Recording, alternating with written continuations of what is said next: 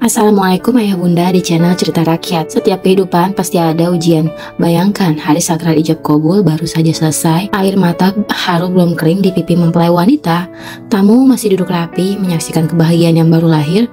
Namun detik berikutnya sang suami berdiri dan dengan suara lantang ia menalak istrinya di hadapan penghulu dan seluruh undangan. Semua terdiam, pengantin wanita terjatuh, gaunnya masih putih tapi harinya berubah kelam. Kenapa pria itu melakukan hal kejam di hari suci pernikahan? Apakah ini hanya drama atau ada luka yang lebih dalam dari yang terlihat?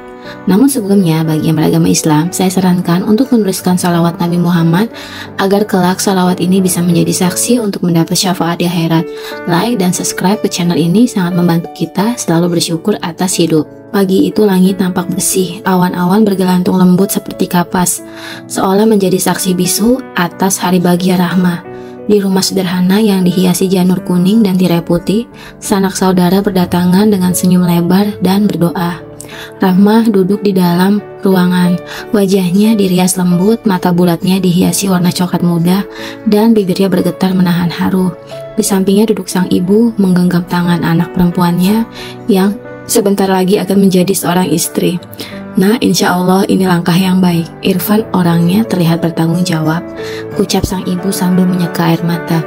Rahma hanya mengangguk, hatinya campur aduk. Ia belum lama mengenal Irfan, lamaran terjadi hanya 2 bulan lalu.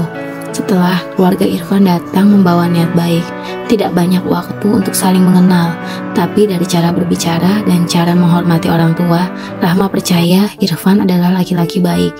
Di luar, Irfan duduk berhadapan dengan penghulu. Suara pengantar akad mulai dilantunkan. Semua tamu yang hadir memperhatikan dengan hikmat. Beberapa ibu mulai mengeluarkan tisu, suasana begitu syahdu. Saudara Irfan bin Sudarno, saya nikahkan engkau dengan Rahma binti Salim dengan mas kawin seperangkat alat sholat dan emas 5 gram dibayar tunai. Irfan narik napas dalam. Saya terima nikahnya Rahma binti Salim dengan mas kawin tersebut dibayar tunai. Lafaz ijab kabul terucap lancar, suara takbir menggema dari para hadirin. Beberapa orang mengusap air mata. Rahma yang mengintip dari balik tirai menangis haru. Di dalamnya ia bersyukur. Akhirnya setelah bertahun-tahun berdoa dan bersabar, ia diberi pasangan hidup. Tapi harapan tidak selalu sejalan dengan kenyataan. Usai ijab kabul, Irfan berdiri, wajahnya tampak tegang. Dia menatap penghulu, lalu ke arah ayah Rahma, lalu ke arah para tamu. Suasana menjadi sunyi. Tak ada yang menyangka bahwa kalimat berikutnya akan mengguncang seluruh ruangan. Dengan suara berat, Irfan berkata, saya menceraikan Rahma sekarang juga. Semua terdiam, seolah waktu berhenti. Penghulu tercengang, ayah Rahma terhenyak, hampir jatuh dari duduknya. Rahma berdiri dari tempatnya, gemetar dan mencoba berjalan keluar menuju aula utama. Apa yang kamu katakan, nak? Suara penghulu pelan. Tidak percaya dengan apa yang baru saja ia dengar. Irfan menatap ke depan. Tidak ada amarah, tidak ada benci, tapi wajahnya menyiratkan luka dalam yang tidak bisa dijelaskan. Saya tahu ini akan menyakitkan, tapi saya tidak bisa melanjutkan. Saya harus mengakhiri ini sekarang sebelum semuanya terlambat. Rahma sudah berdiri depan Irfan. Wajahnya pucat. Gaun pengantin yang dikenakan serasa memberatkan tubuhnya. Ia menatap Irfan dengan mata basah. Kenapa Irfan? Kenapa? Irfan tidak menjawab. Dia hanya menatap Rahma sejenak lalu menunduk. Maafkan aku, ini bukan salahmu. Ini salah saya. Dengan langkah pelan, Irfan berjalan keluar. Suara gumaman dan tangisan mulai terdengar dari para tamu. Beberapa mencoba mengejar, tapi Irfan tidak menggubris. Ia naik ke mobil yang menunggu di pinggir jalan, lalu pergi, meninggalkan semua orang dengan kebingungan dan luka. Rahma jatuh terduduk di lantai. Para ibu langsung menghampiri. Ibunya menangis histeris, mencoba menenangkan anak perempuannya yang baru saja menjadi janda. Bahkan sebelum sempat menggenggam tangan suaminya, penghulu hanya bisa menunduk. Belum pernah selama hidupnya ia menyaksikan kejadian seperti ini. Belum pernah ia melihat seorang laki-laki langsung menalak istri setelah akad. Di sudut ruangan, beberapa anak-anak kecil bertanya polos pada ibunya. Kenapa pengantinnya sedih, Bu? Tapi tak ada yang bisa menjelaskan. Tak ada yang mengerti. Hari yang seharusnya menjadi permulaan bahagia, justru menjadi akhir yang tidak disangka. Hari itu, desa kecil tempat Rahma tinggal menjadi bahan pembicaraan. Semua orang bertanya-tanya, apa yang sebenarnya terjadi? Adakah Rahma berbuat kesalahan atau Irfan menyimpan niat jahat? Namun hanya satu yang tahu jawabannya, yaitu Irfan sendiri. Dan dia telah pergi meninggalkan luka yang belum sempat dijelaskan. Seminggu berlalu, Rahma belum keluar rumah. Pintu rumahnya tertutup rapat, hanya suara azan dan isak tangis ibunya terdengar dari dalam. "Kamu kuat nak, insya Allah semua ada hikmahnya," ucap ibunya berulang kali. Rahma hanya diam. Di dalam hatinya masih ada tanya yang tak terjawab. Mengapa? Kenapa? Hingga suatu hari sebuah surat datang, dikirim tanpa nama, hanya bertuliskan untuk Rahma. Di dalamnya hanya ada selembar kertas dan sebuah foto. Rahma membuka perlahan, matanya membelalak. Foto itu adalah Irfan bersama seorang wanita lain yang perutnya tampak membesar. Di belakang foto itu tertulis satu kalimat, "Aku memilih menyakitimu agar aku tidak menyakitimu lebih lama." Rahma gemetar, mulutnya bergema membaca tulisan itu. Kisahnya belum selesai dan ternyata luka itu baru saja dimulai. Hari-hari setelah pernikahan yang berubah menjadi perceraian itu terasa seperti neraka bagi Rahma. Ia tidak hanya kehilangan impian tenang rumah tangga, tapi juga harga diri, kepercayaan, dan mimpi-mimpinya sebagai wanita yang menanti cinta dalam setiap pagi. Suara burung yang biasa membuatnya tenang, kini terasa pilu. Tirai kamar dibiarkan tertutup rapat. Bahkan ayah dan ibunya tidak sanggup mengajaknya berbicara terlalu lama. Rahma terlalu banyak diam, memeluk mukenanya, menangis tanpa suara. Tetangga mulai bicara, suara-suara dari luar rumah seperti menusuk telinga. Mungkin Rahma ada aibnya, jangan-jangan dulu pernah pacaran, makanya Irfan kabur. Kasihan orang tuanya, malu besar begitu. Kalimat-kalimat itu seperti duri, padahal tak ada satupun yang tahu betapa tulusnya Rahma menjalani hari-hari menjelang pernikahan. Tak pernah sedikit pun ia curiga bahwa Irfan menyimpan sesuatu yang besar, sesuatu yang sanggup merobohkan bahagianya dalam satu detik. Dan kini, setelah 1 minggu penuh air mata, datanglah sepucuk surat dikirim oleh orang yang tak dikenal. Rahma membukanya dengan tangan yang gemetar. Isinya hanya selembar foto dan satu kalimat pendek. Foto ini memperlihatkan Irfan sedang berdiri bersama seorang wanita muda berjilbab merah muda. Tangan Irfan memegang pundak wanita itu. Wajah mereka tidak bahagia, tapi ada satu hal yang mencolok. Perut wanita itu membuncit. Di balik foto tertulis kalimat singkat, "Aku memilih menyakitimu atau tidak menyakitimu lebih lama." Rahma menutup surat itu. Kakinya lemas, jantungnya berdebar tak karuan, seluruh tubuhnya seolah mati rasa. Ia tidak tahu siapa wanita itu, tapi dari sorot mata Irfan, ia yakin mereka punya masa lalu. Air matanya mengalir, tapi kali ini bukan hanya sekedar karena sedih. Ada marah, ada kecewa, ada luka yang rasanya tidak bisa dituliskan dengan kata-kata. Malam itu Rahma duduk di ruang tamu sendirian. Ibunya yang semula ingin menemaninya memilih masuk ke kamar Rahma. Rahma menatap foto itu lama sekali, sangat lama, hingga suara ketukan di pintu membuatnya tersentak. Seorang wanita berdiri di sana, wajahnya terlihat lelah, mata sembab seperti habis menangis. Ia membawa tas lempang kecil dan mengenakan gamis panjang yang lucu. "Assalamualaikum." Rahma tidak langsung menjawab. Perempuan itu menunduk lalu memperkenalkan diri. "Saya Nur. Boleh saya bicara sebentar? Saya yang ada dalam foto itu." Rahma menahan napas. Wanita itu menunduk dalam-dalam, lalu duduk perlahan setelah dipersilakan. Nur membuka ceritanya, suaranya pelan, matanya sembab, namun kalimat-kalimatnya seperti pisau. "Aku dan Irfan pernah bertunangan. Kami pacaran 5 tahun. Lalu orang tuaku memaksa aku menikah dengan orang lain. Aku terpaksa nurut. Waktu itu Irfan hancur." Rahma hanya diam, menatap kosong ke depan. "2 bulan lalu aku bercerai. Aku baru tahu aku hamil. Aku hubungi Irfan, dia shock. Dia bilang dia sudah dijodohkan dan akan menikah sama kamu." Nur mulai menangis. "Aku minta dia tanggung jawab. Aku gak minta dinikahi, cuma jangan tinggalin anak ini." Rahma menggenggam ujung bajunya, dadanya sesak. Pertanyaannya demi pertanyaan menari di benaknya. "Jadi karena kamu datang kembali, dia membatalkan pernikahan kami?" tanya pelan. Nur menggeleng cepat. "Bukan. Irfan tetap ingin menikah sama kamu. Dia pikir itu yang terbaik. Tapi malam sebelum akad, dia bilang dia gak bisa. Hatinya penuh luka. Dia takut gak bisa jadi suami yang adil. Dia takut menyakitimu." Air mata Nur kembali jatuh. Dia bilang, "Lebih baik dia buat semua orang benci pada dia daripada kamu tersiksa hidup dengan laki-laki cintanya separuh hati." Rahma terisak, dengan menggantung di udara. "Dia masih sayang aku ya?" bisik Rahma separuh bertanya pada diri sendiri.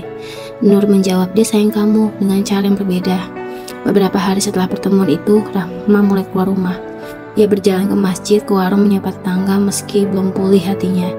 Ia mulai menerima takdir, namun takdir belum selesai menulis naskahnya. 2 bulan sejak hari akad itu, sebuah kabar datang dari kota. Irfan meninggal dunia karena kecelakaan mobil di tol. Ia hendak menemui keluarga Nur untuk melamar dan mengakui anaknya dalam kandungan Nur. Mobil yang ia kendarai menabrak truk besar karena remblong. Di dalam jasnya, polisi menemukan dompet, handphone, dan sepucuk surat wasiat yang belum sempat dikirim. Ditujukan untuk Rahma. Isi suratnya seperti ini: Rahmah, jika surat ini sampai padamu, itu artinya aku sudah tidak bisa menjelaskan semuanya secara langsung. Maafkan aku karena telah menghancurkan hatimu di hari paling sakral dalam hidupmu. Aku tahu kamu tidak salah, kamu perempuan baik, dan karena itulah aku memilih pergi. Aku memilih menyakitimu sekali saja, daripada perlahan dalam hidup rumah tangga penuh luka. Aku tahu keputusan itu membuatku terlihat seperti pengecut, tapi kamu harus tahu, aku mencintaimu dalam diam. Aku hanya terlalu rusak untuk jadi suami untukmu. Aku sudah buatkan surat waris, uang asuransi, motor tua kesayanganku, dan rumah kecil yang baru aku beli di Bandung. Semuanya ku atasnamakan untukmu. Semoga suatu hari nanti kamu akan menemukan laki-laki yang benar-benar utuh mencintaimu. Maafkan aku, Rahmah, Irfan. Surat itu diremas Rahma dalam pelukannya. Air matanya jatuh tanpa suara. Di dalam hatinya ada luka yang perlahan berubah menjadi doa. Dan hari itu ia berdiri di depan makam Irfan, membawa bunga putih, menatap batu nisan dengan mata yang tidak lagi marah. Allah, jika dia, mungkin di dunia kami tidak sempat bersama, tapi aku memaafkannya, aku ikhlas. Angin pun diam, seolah tidak ingin mengganggu tangis sunyi dari seorang wanita yang pernah diceraikan di hari paling bahagianya, tapi memilih untuk mengikhlaskannya. 3 bulan sudah berlalu sejak hari di mana Rahma berdiri di depan makam Irfan.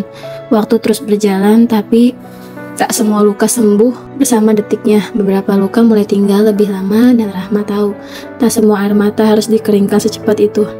Hidup terus berjalan dan ia harus tetap melangkah, meski setiap jejaknya masih dipenuhi kenangan yang belum utuh.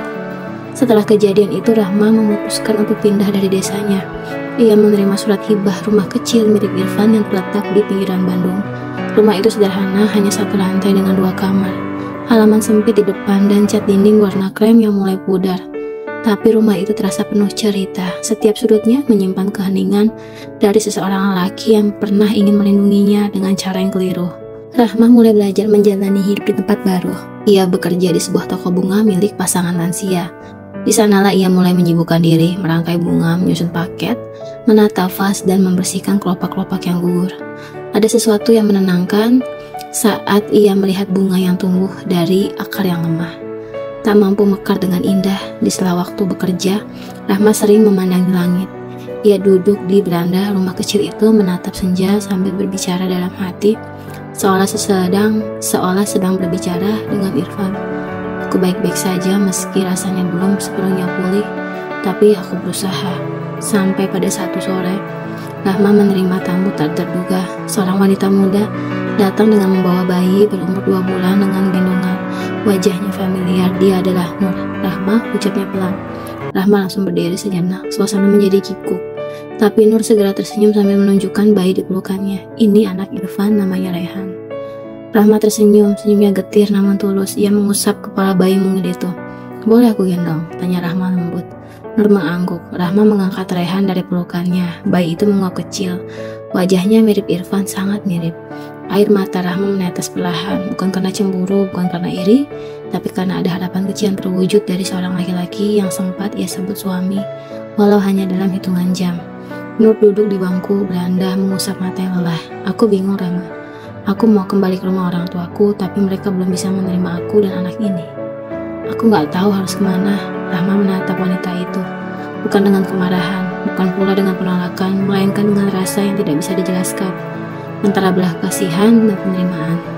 Tinggallah di sini dulu, rumah ini milik Irfan, anakmu juga berhak mengenalnya, meski hanya lewat dinding rumah dan udara yang ia hirup. Nur menangis mendengar itu. Sejak hari itu, Rahma dan Nur tinggal bersama di rumah kecil itu.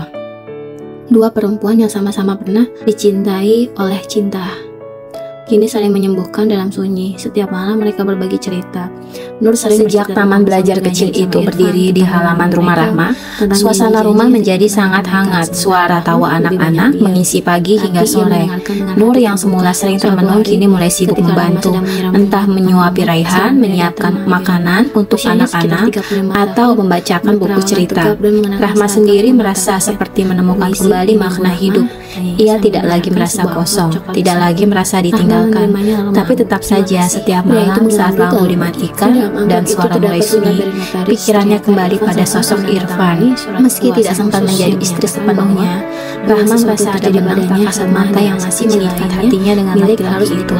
Suatu malam setelah semua anak pulang, Rahma membersihkan buku lama di ruang belakang.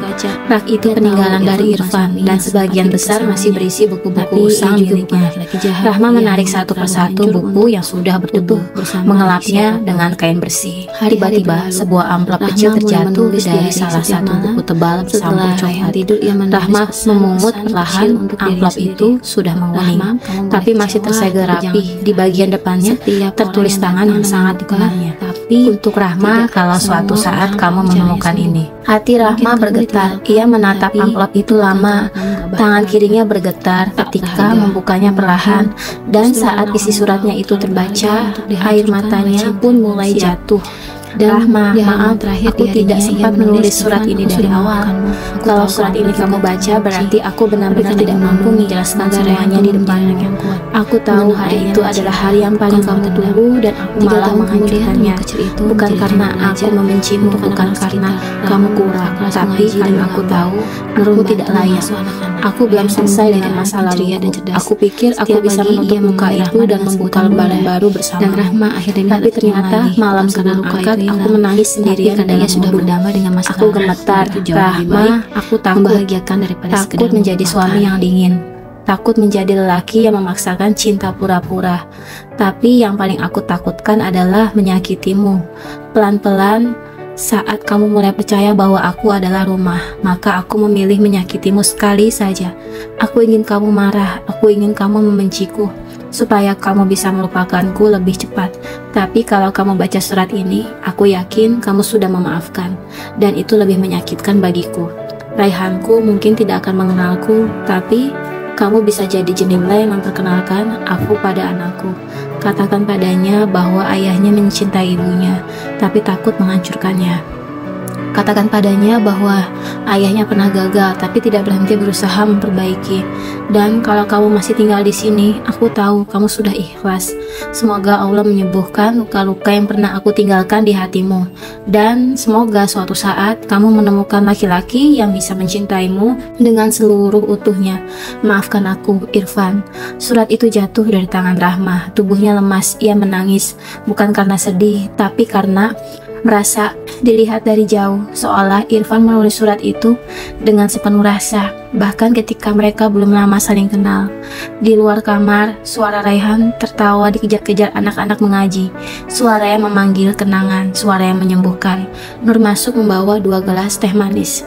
Ia melihat wajah Rahma yang basah air mata. Surat itu sudah terbuka di meja. Nur tidak banyak bertanya, hanya duduk di samping Rahma dan menggenggam tangannya. "Kamu masih sayang dia?" tanya Nur pelan. Rahma mengangguk kecil. "Tapi aku juga tahu rasa sayang tidak harus memiliki," jawabnya dengan suara bergetar. Nur mengusap air matanya sendiri, lalu berkata, "Kalau begitu, kita rawat kenangannya sama-sama, lewat anak ini, lewat rumah ini." Hari-hari berlalu, Rahma semakin tenang. Ia mulai menerima undangan untuk mengajar di taman baca lain. Anak-anak mencintainya, banyak orang tua yang bersyukur karena anak mereka menjadi rajin mengaji dan suka membaca sejak mengenal Rahma. Tapi kehidupan selalu menyimpan kejutan. Suatu pagi saat Rahma hendak membuka pagar depan, seorang pria berdiri di seberang jalan, tinggi, berkacamata, dengan tas ransel di punggungnya. Ia tampak kebingungan, memandang ke arah papan kecil bertuliskan Rumah Belajar Bunga Langit. "Maaf, Ibu Rahma," tanya sopan. Rahma mengangguk. Pria itu tersenyum. "Saya dari Yayasan Pendidikan Mandiri. Saya mendengar tentang kegiatan Ibu dari teman saya. Kami tertarik bekerja sama, bahkan menawarkan pelatihan guru dan donasi buku rutin.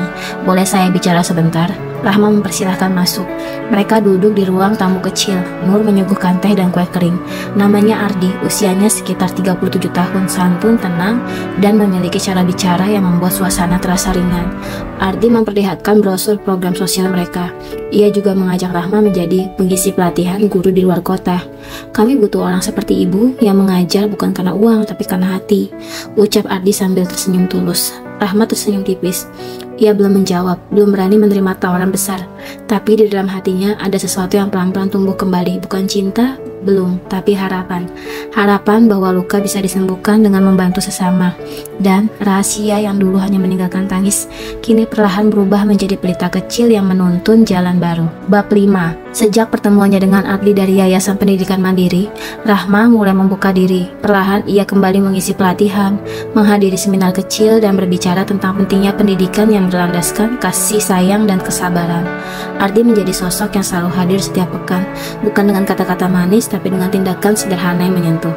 Seperti datang membawa setumpuk buku baru untuk taman baca, membetulkan lampu rusak, atau hanya menemani anak-anak menggambar di teras rumah kecil. Nur memperhatikan semua itu. Di sela kesibukannya merawat Raihan, ia melihat bagaimana Rahma kini lebih sering tersenyum, lebih sering menatap matahari pagi, bukan menatap kosong ke dinding kamar. Suatu sore saat Rahma sedang menyusut rak buku, Nur menghampirinya dengan membawa 2 cangkir teh. "Rahma, ya?" Nur duduk di sebelahnya. Suasana sore itu tenang, angin berembus pelan dari jendela terbuka. "Kamu sadar nggak, sejak Ardi datang, kamu berubah?" Tanya Nur pelan. Rahma terdiam, menatap ke arah halaman depan di mana Ardi sedang bermain bola kecil dengan Raihan. Aku takut, Nur, takut membuka hati, takut kecewa, takut menyakiti. Nur menggenggam tangannya. "Tapi kamu juga berhak bahagia. Irfan sudah memilih jalannya.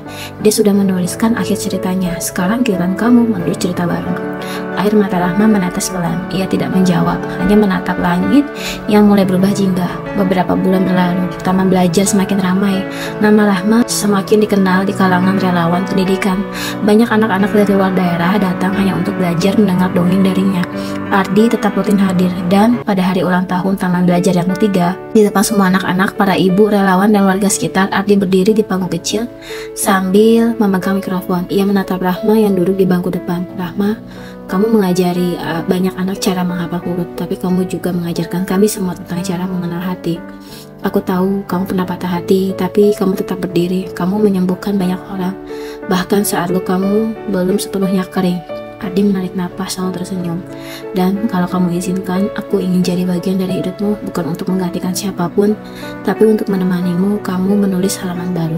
Semua terdiam. Rahma menutup wajahnya dengan kedua tangan. Air matanya jatuh begitu saja, bukan karena luka, tapi karena bahagia yang datang dengan cara yang tak terduga. 6 bulan kemudian, rumah kecil itu kembali dipenuhi dekorasi sederhana. Janur kuning kembali berdiri, bukan pesta besar, hanya akad nikah yang disaksikan anak-anak didik, warga sekitar, dan sahabat terdekat.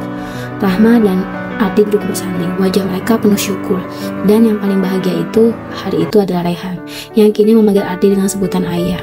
Usai ijab kabul, Ardi memegang tangan Rahma. Di telinga istrinya ia berbisik lembut, "Aku gak janji gak akan membuatmu menangis, tapi aku janji akan selalu berada di sampingmu saat kamu menangis." Rahma mengangguk, senyum tipis di bibirnya.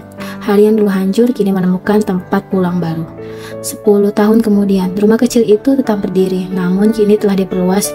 Ada ruang baca, ruang aula, dan taman bermain. Raihan tumbuh menjadi remaja cerdas. Nur pun menikah dengan pria baik yang juga bekerja sebagai relawan sosial.